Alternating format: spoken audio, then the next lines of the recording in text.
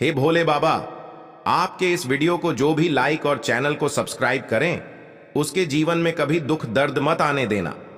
दोस्तों, भगवान भोलेनाथ जी के शिवलिंग पर चढ़े हुए बेलपत्र को खाने से क्या होता है दोस्तों? अगर आपके जीवन में किसी भी प्रकार की कोई समस्या चल रही है, पैसे की कमी है, नौकरी नहीं लग पा रही है, बीमारियों से परेशान है, तो किसी भी प्रकार की कोई भी समस्या है, आज की इस वीडियो में आपकी सभी समस्याओं का निवारण होगा। दोस्तों, वीडियो आगे शुरू करें। सबसे पहले भगवान भोलेनाथ और कमेंट बॉक्स में जय भगवान भोलेनाथ अवश्य लिख दें, जिससे कि भगवान भोलेनाथ जी का आशीर्वाद आपको सीधे प्राप्त हो सके। तो दोस्तों, आखिर क्या होता है? आपने सुना होगा कि जो शिवलिंग होती है, उस पर जो बेल पत्र चढ़ाया जाता है, उसके खाने से क्या फायदे होते हैं। कई बार आपने सुना होगा, लेकिन आज आपको वास्तविक बातें पता चलेंगी, जो कि आपको कहीं भी नहीं पता चलने वाली। आप लाखों करोड़ों रुपए खर्च कर देंगे, आपको यह जानकारी नहीं पता चल पाएंगी। तो वास्तव में जब आप शिवलिंग पर बेलपत्र को चढ़ाते हैं, तो वह बेलपत्र कोई साधारण बेलपत्र नहीं रह जाता, बल्कि वह साक्षात भगवान भोलेनाथ का प्रसाद बन जाता है। तो दोस्तों, यह वीडियो अपने फायदे के लिए ध्यान से सुनना और ध्यान से देखना। आपको बता दूं कि हमारे धर्मशास्त्र में कहा गया है कि शिवलिंग पर चढ़ा बेलपत्र 6 महीने तक बासी नहीं माना जाता। जी हां दोस्तों, बेलपत्र को शिवलिंग पर चढ़ाने के बाद उसे पुनः धोकर शिवलिंग पर 6 महीने तक चढ़ाया जा सकता है, क्योंकि भारत में कई ऐसी जगह है जहां पर शिवलिंग स्थापित है, परंतु उसके आसपास बेलपत्र उपलब्ध नहीं हो पाए। इसी वजह से कई लोग बेलपत्र उपलब्ध ना होने के कारण पुराने बेलपत्र का जो चौरा होता है, उसको भगवान भोलेनाथ को चढ़ाते हैं।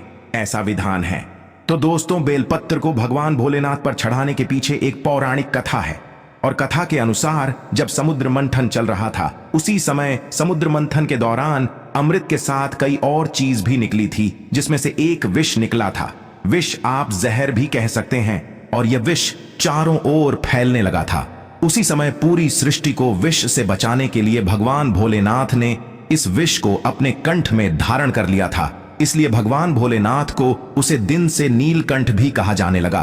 परंतु विष के प्रभाव से भगवान भोलेनाथ के शरीर का ताप बढ़ने लगा, जिसकी वजह से आसपास का वातावरण जलने लगा, और वहां देवी देवताओं ने प्राचीन वेद सलाहकारों से सलाह ली कि भगवान भोलेनाथ को इस विष से कैसे बचाया जाए। तो दोस्तों, उस समय जो प्राचीन वेद सलाहकार थे, उन्होंने सलाह दी कि आप भगवान भोलेनाथ को बेलपत्र का सेवन कराया, और भगवान भोलेनाथ को उस समय वहां पर जो भी उपस्थित देवी देवताओं ने तत्काल बेलपत्र खिलाया और जल्द से स्नान कराया। इसके बाद भगवान भोलेनाथ के शरीर में जो उत्पन्न गर्मी थी, वह शांत होने लगी। तभी से भगवान भोलेनाथ को बेलपत्र चढ़ाने की परंपरा मानी गई है।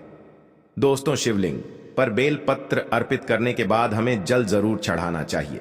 इससे भगवान भोलेनाथ को शीतलता मिलती है और उनका आशीर्वाद हमें प्राप्त होता है। हमेशा ध्यान रखिएगा कि 3 पत्ती वाली जो बेलपत्र होती है, वही भगवान भोलेनाथ को आप चढ़ाइए।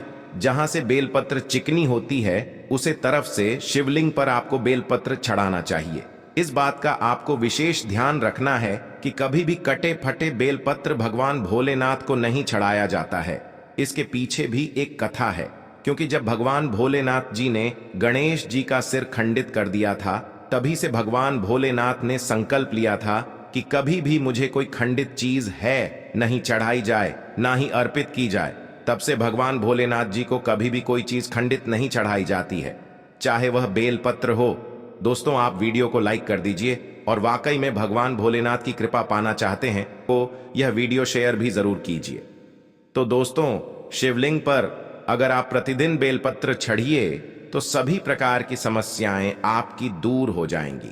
भगवान भोलेनाथ जी के भक्तों को कभी भी पैसे की समस्या नहीं रहती है। जो बेलपत्र को तिजोरी में रखते हैं, उनके तिजोरी में बरकत आती है, पैसे की समस्या खत्म हो जाती है। दोस्तों, आप इस वीडियो को ध्यान से देखते रहिएगा, क्योंकि बेलपत्र से जुड़ी संपूर्ण जानकारी आपको यहां पर प्राप्त होगी। साथ में यह जानकारी हमारे सभी हिंदू भाइयों बहनों को जानना अत्यंत आवश्यक है। दोस्तों, इस प्रकार की जानकारी बहुत ही अनमोल होती है।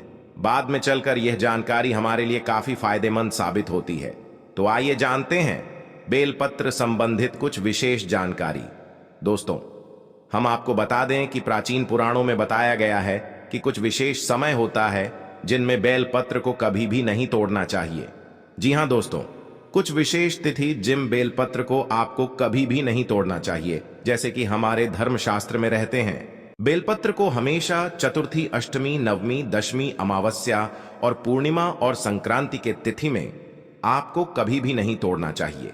साथ में सोमवार के दिन बेलपत्र को कभी भी नहीं तोड़ना चाहिए, क्योंकि विशेषकर बेल के पेड़ पर भगवान भोलेनाथ सोमवार के दिन वास करते हैं। क्योंकि बेलपत्र के संपूर्ण हिस्से में भगवान भोलेनाथ का वास माना जाता है।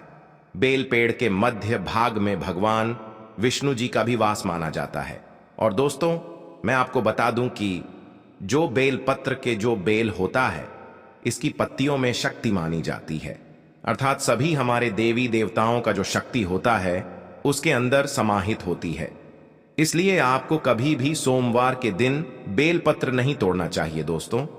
इसके अलावा प्रतिदिन दोपहर 12 बजे के बाद भी आपको बेलपत्र कभी नहीं तोड़ना चाहिए। हमारे धर्मशास्त्रों में लिखा है, और आप फिर भी 12 बजे बाद अगर बेलपत्र को तोड़ते हैं तो इससे आपको पाप लगना निश्चित है दोस्तों। अब जो प्रश्न आता है कि जो बेलपत्र की उत्पत्ति कैसे हुई, आइए जानते हैं। तो दोस्तों, पुराणों के अनुसार एक बार माता पार्वती की पसीने की कुछ बूंदें मध्यांचल पर्वत पर गिर गई। इससे वहां एक पौधा उगाया जो बाद में बेलपत्र के नाम से लोग जानने लगे और बेलपत्र के रूप में पूजनीय हो गया। तो इस वीडियो में जानते हैं बेलपत्र को खाने के क्या फायदे होते हैं। दोस्तों, बहुत ही सुंदर वीडियो है, बहुत ही महत्वपूर्ण जानकारी है, पूरा देखिएगा। आधा अधूरा ज्ञान हमेशा लाभदायक नहीं होता है। देखिए, जब बेलपत्र को भगवान भोलेनाथ जी की शिवलिंग पर चढ़ाते हैं तो वह बेलपत्र एक बेलपत्र नहीं रह जाता है, बल्कि वह भगवान भोलेनाथ का प्रसाद बन जाता है, जो कि असद बीमारियों को दूर करने में, आपकी पीड़ी को हरने में एवं जीवन में चल रही सारी समस्याओं को दूर करने में समर्थ बल है। क्योंकि बेलपत्र को भगवान का प्रसाद के स्वरूप माना जाता है, इसीलिए वह आपके लिए अमृत जैसा बन जाता है। तो आखिरकार शिवलिंग पर चढ़े बेलपत्र को नित्य रूप से खाने से क्या फायदा मिलता है, क्या बदलाव आते हैं हमारे जीवन में, इसके बारे में जानेंगे। लेकिन दोस्तों, शिवजी पर चढ़ा बेलपत्र को खाने से शरीर के सभी प्रकार के रोग दोष दूर हो जाते हैं। शरीर में जितने भी रोग होते हैं, अगर आप बेलपत्र नृत्य रूप से कहते हैं तो आप लोगों से बचते हैं। रोग दोष, पित्त दोष का प्रदोष या 3 प्रकार के दोष बताए गए हैं, और इन्हीं 3 प्रकार के दोषों की वजह से आपके शरीर में अन्य दोष उत्पन्न होते हैं। अगर आप अपने जीवन में बिना रोगों के रहना चाहते हैं तो आपको बेलपत्र का नित्य सेवन करना चाहिए। दोस्तों, आपने देखा होगा कि हमारे जीवन में कई लोग होते हैं जो मीट, मछली, मुर्गा जैसे तामसिक भोजन कर लेते हैं, शराब पीते हैं, चैनी, खैनी, गुटखा, तंबाकू, यह सब चीज जो होती है उसका ग्रहण करते हैं।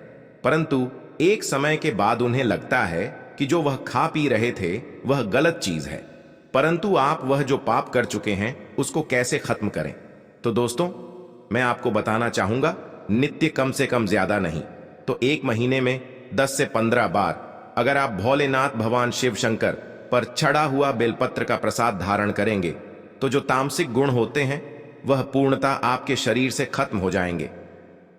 आपने कभी भी मीट, मछली इस प्रकार का कुछ भी सेवन किया है, आपने शराब पिया है, आप इस पाप से मुक्ति पाना चाहते हैं तो आपको नित्य बेलपत्र का सेवन करना अत्यंत आवश्यक है। इसके सेवन से आपके शरीर शुद्ध होता है। आप अपने अशुद्ध शरीर को पूर्ण रूप से स्वस्थ बनाने के लिए पूर्ण संपन्न पाए जाते हैं। आपको भगवान भोलेनाथ के इस प्रसाद को ग्रहण करना अत्यंत आवश्यक है। आज ही से शुरू कर दीजिए।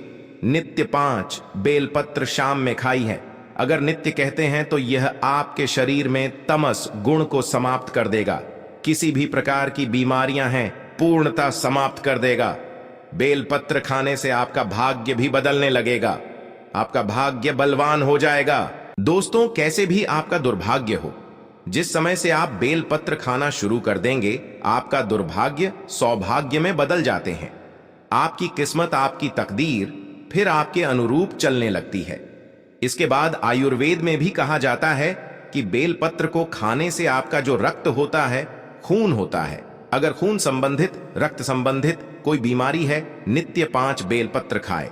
5 बेलपत्र खाने के बाद आपके शरीर में जो खून में किसी भी प्रकार की गंदगी है वह धीमे धीमे खत्म होने लगेगी। आपका शरीर बहुत ही स्वच्छ हो जाएगा। एक बेलपत्र का या दूसरे दिन 2 बेलपत्र दिखाइए, तीसरे दिन 3 बेलपत्र चाहिए। इस प्रकार से आपको जो बेलपत्र खाने का क्रम है उसको बढ़ाना होगा। धीरे धीरे खाइए, लेकिन खाना जरूर है ताकि आपके शरीर का जो खून है वह बिल्कुल शुद्ध हो जाए, साफ हो जाए। दोस्तों, आपको बता दूं कि जो बेलपत्र होता है वह फिल्टर करने का काम भी करता है आपके शरीर को। जैसे आपके शरीर में किडनी होती है, किडनी क्या करती है, जो पानी होता है, जो खून होता है, उसको फिल्टर करती है। उसी प्रकार से जो बेलपत्र है वह भी आपके शरीर में जो अशुद्ध चीज होती है, आपका खून में जो गंदगी होती है, उसको साफ कर देते हैं, फिल्टर कर देता है। दोस्तों, हम आपको बताना चाहेंगे शिवलिंग पर चढ़ा बेलपत्र रूप से 1 महीने तक खाने से आपकी सभी इच्छाओं की पूर्ति होगी कि यह पैसा मुझे मिल जाए। आपके सामने वाला जो व्यक्ति रहता है